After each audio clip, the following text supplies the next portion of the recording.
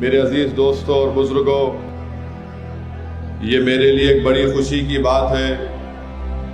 کہ مجلس اتحاد المسلمین کے احیاء کے 65 سال مکمل ہونے جا رہے ہیں۔ 2 مارچ 1957 میں مجلس اتحاد المسلمین کو عبدالواحد اویسی نے بھارت کے سمویدھان کے تحت ایک سیاسی جماعت کے طور پر اس کا آغاز کیا، اور آج الحمدللہ مجلس 2 مارچ 2023 کو اپنے سیاسی سفر کے 65 سال انشاءاللہ مکمل کرنے جا رہی ہے۔ 65 سال پہلے مجلس اتحاد المسلمین کے پاس کچھ بھی نہیں تھا۔ مجلس اتحاد المسلمین کے پاس نہ کوئی رکن اسمبلی تھا، نہ کوئی رکن بلدیہ تھا، مجلس کے پاس اس کا دفتر بھی نہیں تھا، مگر عبدالواحد اویسی نے مجلس اتحاد المسلمین کی بنیاد ڈالی اور آزاد ہندوستان میں عوام کے درمیان میں جا کر یہ کہا کہ اگر ہم بھارت کے آئین اور سمویدھان کے تحت اپنے حقوق کو حاصل کرنا چاہتے ہیں تو ہم کو اور آپ کو ایک سیاسی طاقت بننا پڑے گا۔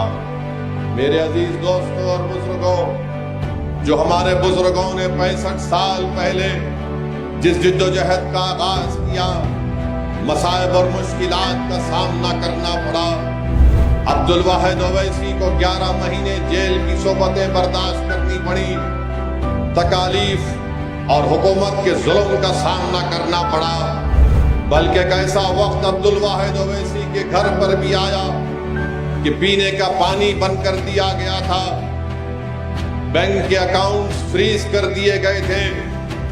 اور لوگ عبدالواحد اویسی کے گھر کو جانے کے لیے ڈرتے تھے۔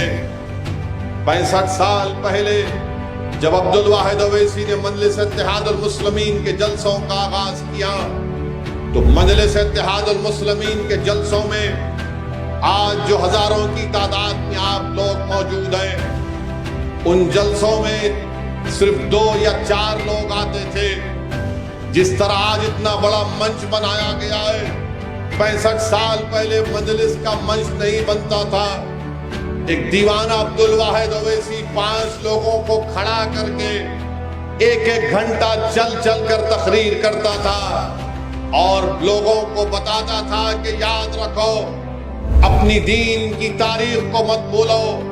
سیرت النبی کا مطالعہ کرو، اور بھارت کے سمویدھان کے تحت اگر تم اپنے حقوق کو حاصل کرنا چاہتے ہو تو ایک سیاسی طاقت بنو۔ ایسے مجلس اتحاد المسلمین نے اپنے سیاسی سفر کا آغاز کیا۔ عبدالواحد اویسی نے اور اس زمانے کے ان کے تمام ساتھیوں نے اپنی زندگی کو قربان کر دیا اور اپنے چین و سکون کو مٹا دیا۔ ظالم حکومت سے پنجہ آزمائی کی، حکومت نے ان کو دبانے کی کوشش کی، مگر ہمارے بزرگوں نے حکومت کی طاقت اور ان کے ظلم کے سامنے اپنے سروں کو نہیں جھکایا، بلکہ اپنے سینوں کو تان کر کہا کہ ہم یہ جو لڑائی لڑ رہے ہیں اس لیے لڑ رہے ہیں کہ ہم جانتے ہیں کہ ملک کو آزادی ضرور مل گئی، یہ ملک یقیناً ترقی کے راستے پر گامزن ہوگا، مگر جو سب سے کمزور آج ہے وہ مسلمان اور دلت ہیں۔ اگر اس کو طاقت ملنا ہے تو اس کو اپنی سیاسی قیادت بنانا پڑے گا۔ میرے عزیز دوستوں اور بزرگوں، آج مجلس اتحاد المسلمین کے پاس 2 MP ہیں، 7 رکن اسمبلی تلنگانہ میں ہیں، 2 مہاراشٹرا میں ہیں، 1 بہار میں ہے، 100 سے زیادہ اراکین بلدیہ مہاراشٹرا میں ہے، گجرات میں اراکین بلدیہ، مدھیہ پردیش میں اراکین بلدیہ، کرناٹکا میں اراکین بلدیہ، اتر پردیش میں مجلس کے اراکین بلدیہ۔ اگر 65 سال پہلے اگر ہمارے بزرگوں نے اس ایثار اور قربانی کا جذبہ نہیں دیا ہوتا تو آج اسد الدین اویسی تمہارے درمیان میں کھڑے ہو کر تقریر بھی نہیں کرتا۔ اگر ہمارے بزرگوں نے محنت کی، قربانی کی،